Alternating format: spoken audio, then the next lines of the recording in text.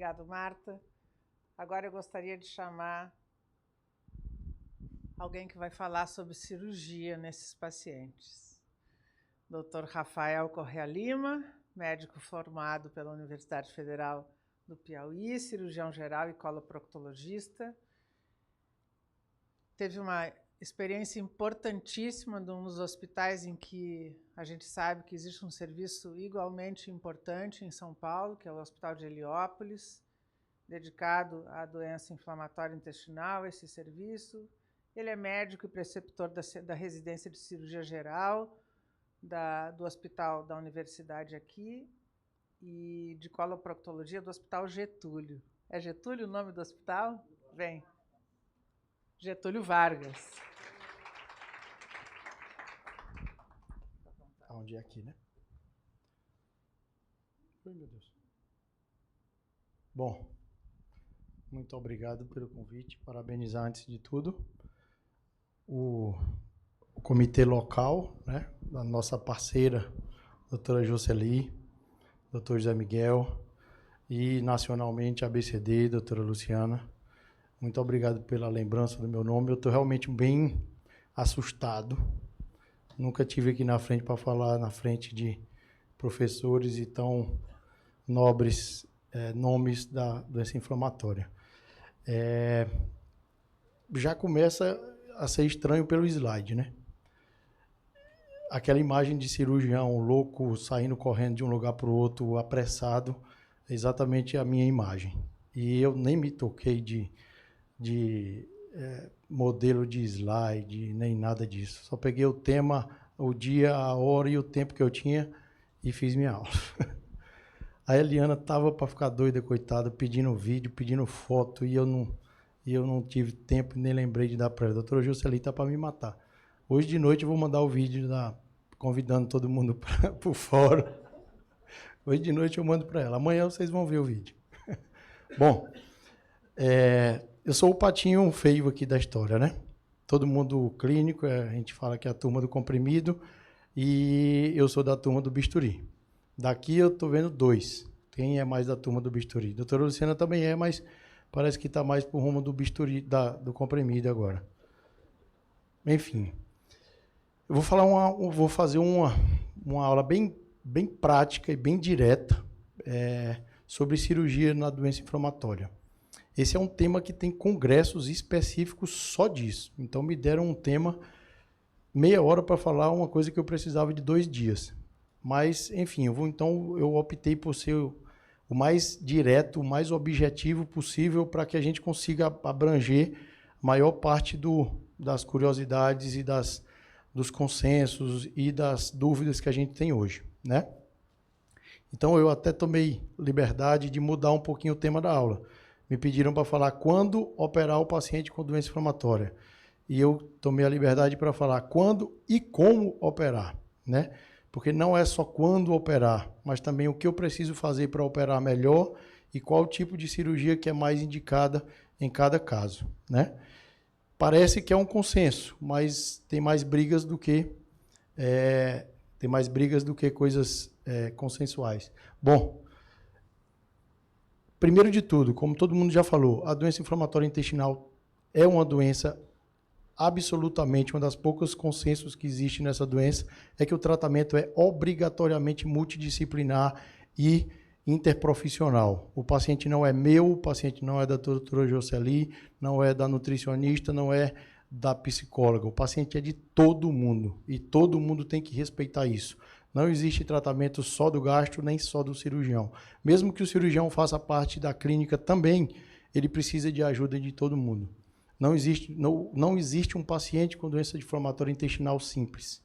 Por mais que seja inicial, por mais que esteja sempre bem tratado, mas ele sempre é um paciente complexo. Como todos já falaram aqui, é uma doença sistêmica. Não adianta, eu vou operar só o ilho ali, fazer uma iliocolectomia simples e vai dar tudo bem. Não, nunca é tudo bem. Então, sempre é um paciente bem mais complexo do que um paciente simples que a gente opera no dia a dia. Por isso é que eu digo até para os meus pacientes, ninguém gosta de operar Crohn, infelizmente. Porque é um paciente mais difícil. E cirurgião não gosta muito de coisa difícil, não. A gente gosta mais de coisa fácil, que a gente vai embora no outro dia e não precisa voltar no hospital. Enfim, 50% dos pacientes com doença de Crohn, especificamente, vão precisar de alguma ou mais de uma cirurgia durante toda a sua jornada. E uma grande parte desses vai precisar ficar com algum tipo de ostomia. Então, significa o quê? 50% já vai precisar de cirurgião. Grande parte desses vai precisar também de uma atenção mais especializada da enfermagem. Então, não adianta eu querer que o paciente seja só meu. Ele tem que ser multidisciplinar. Então, além de ser multidisciplinar, ele tem que ser visto por uma equipe especializada em doença inflamatória. Existem gastros e gastros. Eu não mando um paciente com Crohn para um gastro especialista em estômago, vou botar em estômago. Eu mando um paciente com Crohn para um especialista em doença inflamatória intestinal. Então, tem gastroenterologistas no Piauí que não fazem doença inflamatória, porque não gostam, simples. Assim como existem cirurgiões que não gostam de operar doença inflamatória. Então, cada macaco no seu galho. Além de ser multidisciplinar, o tratamento feito dentro da própria especialidade, por pacientes, por médicos especialistas nesse tipo de doença, tem uma diferença e a literatura mostra claramente essa diferença. Tá? Então, aqui a gente vai falar sobre... Ai, meu Deus, estou fazendo besteira. Quando operar, as urgências, quando eu preciso operar e o que eu faço, que é o mais importante, é o dia a dia que mais traz dúvidas para os médicos. O pré-operatório, o que é que tem de especial nesses pacientes no pré-operatório, como eu vou operar, e o pós-operatório, o que é que tem de especial nesse pós-operatório desses pacientes. E aí eu usei, para ser o mais objetivo possível, os dois consensos atuais da ECO, né, da Sociedade Europeia de Crohn-Colite, que são bem objetivos, bem diretos e abrangem toda a literatura mais atual, que aí a gente consegue fazer um apanhado do máximo de coisas possíveis com o que tem de mais consensual e não tão consensual. Primeiro de tudo, a doença perineal, doença mais difícil de tratar, a doença mais chata, entre aspas, doenças mais difíceis de lidar e uma das que mais traz diminuição da qualidade de vida do paciente. Tá? A drenagem com sedenho precedendo a terapia medicamentosa ou a cirurgia definitiva é a mais recomendada. Dr. Jocely e Dr. Zé Miguel sabem muito bem que eu sou um fã inveterado, como um bom pupilo do Dr. Diblan. Eu sou um fã inveterado do sedenho. Para mim, o sedenho, como a gente fala, colostomia salva vidas. O sedenho salva vidas também. O sedenho é um dreno que a gente coloca nas fístulas perianais que diminui sensivelmente a sepse perineal. O uso isolado do sedenho como terapia é contraindicado. O sedenho ele é uma terapia adjuvante, assim como qualquer tipo de cirurgia na doença inflamatória. E o sedenho cortante é completamente contraindicado. Então, a gente vê aqui que a terapia mais indicada hoje para a doença perineal é sedenho mais anti-TNF. Tá? E a associação com imunossupressores também melhora o resultado. Esse tipo de tratamento melhora as taxas de cicatrização, diminui o tempo de cicatrização, aumenta o tempo de uma possível recidiva e, às vezes, evita a necessidade de uma cirurgia definitiva. Então, às vezes, você drena o períneo, entra com doença com a droga biológica.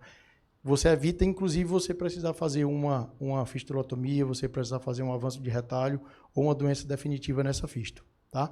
O sedenho cortante, como eu falei, é completamente contraindicado em qualquer tipo de doença inflamatória, de sepsis por doença inflamatória. Por quê? Porque ele pode provocar uma lesão esfincteriana e causar incontinência. E a sepsis perineal, que é uma grande parte dos pacientes que a gente pega, aquelas fístulas horríveis que drenam bastante secreção, que trazem uma qualidade de vida péssima para o paciente. O principal tratamento hoje é sedenho e logo após iniciar com biológico, depois de secar aquele períneo e a gente ter uma tranquilidade maior de entrar com a droga biológica. A colostomia ou a ileostomia derivativa, elas devem ser consideradas em caso de doenças refratárias graves. Então, se eu entrei com biológico, se eu entrei com todo o arsenal cirúrgico que me cabe e ainda há uma refratariedade daquela doença, a colostomia derivativa deve ser considerada. Inclusive, os pacientes ficam muito preocupados e a gente fica muito preocupado em indicar uma colostomia. Colostomia é uma doença. Colostomia você não anda indicando aí à torto e à direito. Só que os trabalhos mostram claramente que a qualidade de vida dos pacientes com doença perineal grave e com a colostomia ou a ileostomia derivativa são semelhantes. Em alguns trabalhos mostram, inclusive, que a qualidade de vida do paciente com o períneo cicatrizado e com a ileostomia é melhor do que o paciente com o períneo com as fístulas ativas. Tá? Então, a derivação intestinal melhora as taxas de cicatrização das fístulas, melhora o tempo de cicatrização das fístulas. E, no entanto, a reversão só é possível em 25% desses casos. Ou seja, geralmente aquela derivação que era teoricamente temporária, ela vai se tornar, em 75% das vezes, definitiva. Tá? A protectomia, ela deve ser considerada em caso de doença perineal grave, refratária, inclusive à derivação. Tá? Então, casos muito graves que não respondem nem mesmo à derivação, devem ser considerados para protectomia. Isso para o cirurgião, você mandar para mim um paciente para fazer protectomia, o doutor Zé Miguel tem um paciente que ele já pede para mim para eu fazer protectomia, está com uns 3 anos. E eu nem atendo mais o telefone dele, porque eu fujo que nem o diabo da cruz. Porque a protectomia num paciente com doença perineal grave, ela é muito difícil. Não a cirurgia, mas o processo de cicatrização da protectomia. Às vezes você fica com um buraco, literalmente um buraco no períneo do paciente que não cicatriza por nada, né? Por conta da reação inflamatória própria da doença. Então, é uma cirurgia que a gente tem que ter muito cuidado de indicar, mas que às vezes é necessário. Urgências. A doutora Jocely pediu para mim, fale muito para os cirurgiões, porque eles não devem fazer, pelo amor de Deus, nas urgências, que é o maior problema. A gente geralmente pega muito paciente que vem operado do interior e etc., e acaba fazendo bobagem, não por má vontade, mas por desconhecimento mesmo. E realmente, num estado pobre, com poucos especialistas como o nosso, é onde a maioria dos pacientes vai fazer o seu diagnóstico. Então, em qualquer tipo de caso, a ressecção intestinal eletiva sempre é preferível à abordagem de urgência. Sempre é preferível à abordagem de urgência. Ou seja, sempre que você puder eletivar a cirurgia, eletivar na literatura significa atrasar em pelo menos 48 horas, é sempre preferível. Por quê? Porque o preparo pré-operatório com a otimização do status do paciente, a abordagem eletiva sempre é o mais indicado. A abordagem eletiva com o preparo adequado, ela traz uma queda na mortalidade em todos os cenários, de todos os tipos de complicações. Ela aumenta o índice, ela diminui o índice de estomas, né?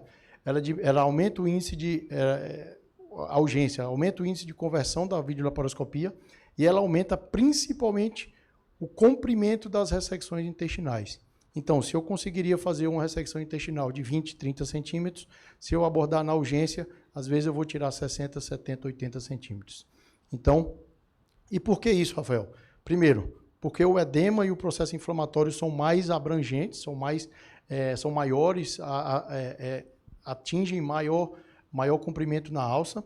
O time, geralmente, que está na urgência, não é especialista na doença, então vai realmente ter uma abordagem diferente do que o especialista poderia ter na cirurgia eletiva. Os casos são mais graves na hora da urgência, né? E geralmente os pacientes da urgência apresentam uma desnutrição bem mais grave e você não tem tempo de fazer aquela correção nutricional que na cirurgia eletiva você poderia fazer. Lógico, existem casos como a perfuração livre que não dá para fazer nada. Aí realmente a urgência é emergência e aí onde quer que ele esteja, ele tem que ser abordado e tem que ser feita a cirurgia devida, seja por quem for, tá? Mas a gente vai ver depois alguns casos que, exatamente agora, os casos mais comuns, que são o quê? Abscessos intracavitários. Os abscessos intracavitários, o tratamento de primeira linha, padrão ouro, é drenagem guiada por ultrassom ou tomografia associado à antibiótico terapia. Sempre, absolutamente sempre, Lógico, se puder, se tiver acesso no seu serviço, a antibiótico terapia associada à drenagem guiada é o tratamento de excelência sempre. Às vezes a gente fica com medo, o paciente está séptico, o paciente está precisando, não, tem que operar, tem que operar, tem que operar. Calma, calma. Se estiver bloqueado, se estiver seguro, por mais que tenha dor a barriga do paciente, por mais que o paciente não esteja bem, sempre vale a pena aguardar, iniciar o tratamento clínico, fazer esse tipo de tratamento conservador inicial, que o paciente é muito beneficiado. Então a gente vê a resolução, apesar de ser isso, de ser o indicado, o padrão ouro, a gente só consegue drenar definitivamente o abscesso em 30% dos casos, ou seja, em 70% dos casos ou mais, a gente vai ter que operar num segundo momento. Isso não, eu sempre falo para o paciente, a gente não está contraindicando sua cirurgia. Você vai continuar operando, só não é agora. A gente vai letivar a sua cirurgia. Você vai ficar melhor, a gente vai fazer o seu preparo e depois continuar operando, tá? Então, isso diminui sensivelmente a quantidade de estomas, de necessidade de estoma, tá? De colostomia. Diminui muito a recidiva do abscesso. Melhora sobremaneira a qualidade de vida, né? E depois você melhora o controle pós-operatório. E quando que eu devo operar, Rafael? O melhor tempo que a literatura me fala é entre 2 e 4 semanas. Então, eu estabilizo o paciente, eu melhoro ele nutricionalmente, eu tiro a sepse abdominal após a drenagem, depois de 2 a 4 semanas, em caso de necessidade, nos 70%, 75% dos casos, eu opero a cirurgia definitiva, tá? A conduta conservadora, como eu falei, que é quem eu não vou operar nem agora e nem depois, ela, às vezes, em alguns casos, em abscessos muito pequenos, em uma melhora muito intensa do paciente, a gente pode tentar. São casos bem selecionados, mas como eu falei, quase 75% dos casos, a cirurgia, num segundo momento, é necessária, tá? A urgência suboclusiva, que é outro caso de urgência que a gente tem bastante nas doenças de Crohn mais, de comportamento mais estenosante. O tratamento tem que ser sempre preferido jejum, sonda nasogástrica e etc., hidratação, que é o tratamento indicado para os abdômen agudos obstrutivos, né? Seja qual for o motivo principal. Corticoides em altas doses, quando a gente tem certeza que não há um acometimento infeccioso ou um componente infeccioso no quadro de urgência, eles podem ser realizados, e isso pode levar a uma melhora importante do quadro, quando a gente sabe que aquela estenose tem um comportamento, tem um componente muito importante de inflamação e não de fibrose, tá? Falando em termos um pouco mais crônicos, a dilatação por balão pode ser utilizada em estenoses menores do que 5 centímetros. Só que essa dilatação por balão do delgado é uma dilatação tecnicamente muito difícil, né? Só quando é ali bem no ilho terminalzinho mesmo a gente consegue até fazer isso aí, mas é tecnicamente bem difícil. E o importante, dilatações colônicas são contraindicadas, tá? Então a gente faz dilatação de delgado sem maiores problemas, tecnicamente, mesmo sendo tecnicamente difícil, a gente pode fazer, mas a dilatação colônica é contraindicada. Por quê? Porque existe o risco de neoplasia. Preparo pré-operatório. Preparo pré-operatório é a primeira coisa que o cirurgião já não gosta de fazer do paciente com Crohn, porque é bem mais difícil do que um paciente comum. Chega um paciente para fazer uma vesícula, a literatura diz que a gente não precisa pedir nada. Se for uma mulher, você está grávida, não estou. Tchau, um abraço, vamos passar a sala cirúrgica e opera. O paciente com Crohn é um pouquinho mais difícil. Primeiro, a parte nutricional. Praticamente 100% dos pacientes com Crohn, daqueles que vão precisar de cirurgia, não estão estáveis. Portanto, grande maioria deles, se não 100%, está com um déficit nutricional, está em catabolismo. Primeira tentativa nossa é tirar o paciente do catabolismo. O que é o catabolismo? É o gasto de energia. Ao invés de a gente estar ganhando energia, armazenando energia no nosso metabolismo, a gente está gastando. Ou seja, a gente está emagrecendo, basicamente isso. tá? Se não em número na balança, mas a gente está gastando a nossa reserva. Se eu não estou com energia nem para gastar o meu dia a dia normal, imagine para eu aguentar uma cirurgia. Então, eu fazer uma cirurgia com um paciente desnutrido, com um paciente que está em catabolismo, por si só já é péssimo. Então, o índice de cicatrização, o índice de complicações desse tipo de paciente é muito alto, tá? Então, a terapia nutricional pré-operatória é mandatória. Mandatória. Ah, Rafael, mas esse paciente está muito mal, ele precisa operar o mais rápido possível. Ele tem benefício se eu eletivar essa cirurgia, se eu adiar um pouco mais essa cirurgia e eu fizer uma terapia pré-operatória nutricional bem feita, tá? O tempo aí não é ajuda. O tempo aí é problema para o paciente, tá? A nutrição enteral e parenteral pode ser aventada em casos específicos. Por exemplo, pacientes que não têm a via oral livre, a via oral pérvia, ela pode ser uma terapia nutricional enteral, por sonda, ou até parenteral, tá? Aí depende de caso a caso, mas tem que ser feita a terapia nutricional. A terapia, como eu falei, a redução do catabolismo leva uma redução importante da mortalidade de qualquer tipo de cirurgia na doença inflamatória, leva uma redução importante da necessidade de estomas e leva uma redução de complicações gerais, infecciosas e não infecciosas, tá? A nutrição parenteral, como eu falei, a impossibilidade da via alimentar, mesmo de sonda nasoenteral, nas obstruções intestinais, nas desnutrições muito graves, que não se consegue um aporte nutricional necessário só pela via oral, a gente pode combinar a via e aumentar, sim, o aporte calórico, tá? E, por si só, ela também apresenta uma diminuição da mortalidade pós-operatória. Uso de corticoides, esse aqui é o vilão. Eu sempre digo para os pacientes que o corticoide é o melhor e o pior remédio que já inventaram no universo, né? Ele resolve todo tipo de problema, da dor de cabeça até a doença de Crohn, ele está lá dentro. Nos dermatologistas, então, que amam o corticoide. Mas, ao mesmo tempo, ele é o pior. Para o cirurgião, ele é péssimo, tá? Então, o corticoide, quando principalmente usado por mais de 6 semanas, na dose de mais de 20 miligramas, ele tem um aumento importante das complicações infecciosas e não infecciosas pós-operatório, tá? Então, é condição sine qua non, condição básica de qualquer tipo de cirurgia. Consigo tirar o corticoide antes da cirurgia? Consigo. É preferível adiar 1, 2, 3, um mês, do que fazer na pressa a cirurgia e você ter um índice muito maior de complicações. Não, Rafael, eu não consigo tirar. O paciente é completamente dependente, nem uma semana. Aí o que é que vai acontecer?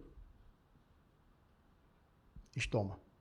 Então, em alguns casos em que o preparo pré-operatório não consegue ser feito, seja por qual motivo for, seja porque a nutrição, o preparo pré-operatório nutricional eu não consigo realizar, seja porque a sepsia abdominal não me deixa esperar muito tempo, seja porque o corticoide não seja tirado, isso vai mudar tanto a mortalidade, vai mudar tanto o resultado pós-operatório, que é preferível você deixar o paciente com um estoma temporário a você fazer uma cirurgia completa e você ter um índice de complicação muito grande, tá? Então, a complicação é tão prevalente nesses casos que é preferível você já evitar uma anastomose primária. Quanto aos biológicos e drogas anti-TNF, biológicos como um todo, o vedolizumab, o ustekinumab, todos os anti-TNFs não precisam ser suspensos no pré-operatório, tá? Então, a gente sempre, quando apareceu essas drogas biológicas, a gente tinha um receio muito grande. Como que eu vou operar com um paciente com a imunidade baixa relativamente? E a gente sempre tinha muito medo. Se o paciente tiver uma complicação infecciosa, vai morrer na mesa, no pós-operatório imediato. Isso já foi comprovado que elas não têm problema direto com o intraoperatório, nem com o pós-operatório, nem em caso de complicações. Então, nenhum desses a literatura já mostra bem claramente que nenhum desses remédios precisam ser suspensos no pré-operatório. Como operar? Bom, abordar aqui é bem mais rápido, porque a turma do bisturi aqui está bem em menor número. Então, eu vou passar bem mais rápido aqui. A abordagem videolaparoscópica ou barra robótica é a primeira escolha, sempre, tá? Anastomose lateral grampeada é a primeira escolha até o momento, tá? Por quê? Tem um menor índice de complicação na grande maioria dos trabalhos. Outros trabalhos dizem que complicação apenas em termos de recidiva e de estenose, mas a grande maioria dos trabalhos já mostra um menor índice de complicação, tanto a curto prazo quanto a longo prazo, menor índice de recidiva. A anastomose cono-S é um tema bem específico, é um tipo de anastomose relativamente nova que apareceu, onde é feita uma anastomose, foi descrita na anastomose iliotransversa, é uma anastomose antimesentérica, que fica uma boca de quase 10 centímetros de anastomose. Então, ela realmente, os trabalhos iniciais mostram que ela tem uma melhora no índice de recidiva a longo prazo, tem uma melhora no índice de complicações, também a curto prazo, mas a literatura não é ainda bem caracterizada, e, enfim. Mas é um tema muito promissor que muitos proctologistas, cirurgiões especialistas estão focados nesse tema e provavelmente vai ser um diferencial aí na cirurgia da doença inflamatória. Aquela grande novidade que se teve há um tempinho atrás, em que havia necessidade de se realizar a ressecção completa do mesentério e tudo mais, hoje já caiu um pouco por terra, a literatura já disse que não tem muito sentido aquela ressecção completa. A gente se assustava muito, meu Deus, como é que eu vou deixar um meso aqui completamente inflamado, cheio de linfonodo? Com certeza, se eu tirar isso aqui, é muito melhor. A literatura diz que às vezes isso pode piorar o sucesso da cirurgia, pode dificultar a cirurgia e não vai trazer tanto benefício. Às vezes, dependendo do caso, eu como opero muito câncer, opero muito pacientes que não doença inflamatória também, às vezes a gente fazer a ressecção do meso faz um pouco facilitar a cirurgia. Então, assim, não tem benefício nem tem malefício. Então, vai de caso a caso. A cirurgia do Crohn, ela não tem muito uma técnica cirúrgica específica. Ela vai mais de tática do que de técnica. Vou correr, porque já estão brigando comigo. Bom, em pacientes, tem um caso bem recente, que nós operamos há uns 20 dias com a doutora Jocely, paciente de 27 anos, que apareceu com um tumor de flexura esplênica. É uma pancolite, aquele caso que a doutora falou aqui, parecia que o paciente não estava tomando era água, porque o paciente já tinha passado por 3 biológicos, se não me engano, e o cólon dele era um negócio de assustar. Pior, ele chegava no consultório, você não imaginava que ele tinha doença de Crohn, tão bem que ele estava. Mas o cólon era um Deus nos acuda. E o paciente com 27 anos teve um adenocarcinoma já N1, com 2 linfonodos, um linfonodo positivo, e vai começar a quimioterapia agora. Nós fizemos a colectomia total desse paciente, tá? Ai, meu Deus. A colectomia parcial deve ser a escolha para quando o paciente tem um acometimento segmentar do cólon, e a proctocolectomia total deve ser a escolha para os pacientes com adenocarcinoma já diagnosticado ou com displasia de alto grau. Por quê? Porque você não consegue excluir 100% que não há essa displasia em outras regiões do cólon. Então, se você descobrir uma displasia em um paciente com doença inflamatória, a cirurgia padrão é a proctocolectomia total. Nesse paciente específico, a gente fez uma colectomia total. Por quê? Porque o reto dele era um pouquinho melhor do que o restante do cólon. Ele era um paciente muito jovem, então a gente quis fazer, muito provavelmente no futuro ele vai precisar dessa protectomia, mas a gente quis dar um tempo para ele com um pouquinho de melhor qualidade de vida. A doutora Jocely ficou doida com medo de eu fazer uma anastomose e não dar certo. Queria que eu deixasse em ileostomia, brigou comigo, mas eu disse, doutora, eu vou matar no peito. E deu certo, graças a Deus, senão ela tinha me matado. Mas deu certo, hoje ele está bem e nós fizemos uma terapia nutricional bem bacana e ele estava bem. E eu só dei alta para ele no 7º dia, porque eu estava com medo também, né? Mas ele saiu bem, graças a Deus. Esse tema é um pouquinho mais capcioso, o doutor Zé Miguel e a doutora Jocely olhem lá para o lado da colar. Não me batam, mas isso aqui a literatura está cada vez aceitando mais e já há praticamente um consenso de que a ileocolectomia videolaparoscópica pode ser realizada em doenças restritas ao ilho terminal ou doença iliocecal, em opção ao uso inicial de anti-TNFs, principalmente infliximab e adalimumab. Resumindo, se você diagnosticou um paciente que ele só tem uma doencinha bem localizadinha no ilho terminal ou iliocecal, pasmem, você ressecar aquela região ali hoje se sabe que é melhor, a literatura diz, não me batam, que se sabe que é melhor você ressecar aquela região do que você entrar com anti-TNF. É melhor por quê, Rafael? A literatura mostra que, ai meu Deus, tem uma menor recidiva precoce, uma menor recidiva tardia, um menor número de complicações maiores, porque incluindo as complicações infecciosas dos anti-TNF, com a mesma qualidade de vida. Os pacientes pós-operatórios e os pacientes com anti-TNF dizem, não, responderam que a qualidade de vida é a mesma, mesmo passando pela cirurgia. E aí, inclusive, uma coisa interessante, cirurgia todo mundo tem medo por causa da cicatriz e tal. Aí não foi nem só a qualidade de vida, foi a qualidade de vida e a imagem corporal. Então, os pacientes gostaram, mesmo tendo uma imagem corporal pós-operatória. É difícil você pegar um gastro que acabou de diagnosticar uma doença iliocecal bem tranquila e dizer assim, Rafael, a rocha, brilha que agora o caso é teu. Nunca a doutora Jocely vai me mandar. Duvido muito. Mas a literatura diz, né? Enfim.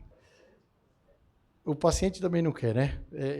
O paciente, quando é diagnosticado com Crohn, ele já vai no Google, ele já sabe todos os tratamentos. Olha, o infliximab, o biológico revolucionou a história do Crohn. Então, para que eu vou no consultório do Rafael? Sai fora. Não vou operar, não. Vou para o biológico. Mas a literatura fala. Intratabilidade clínica, esses dois consensos nem abordam, mas eu trouxe um pouquinho, que é uma das principais causas que a gente opera, né?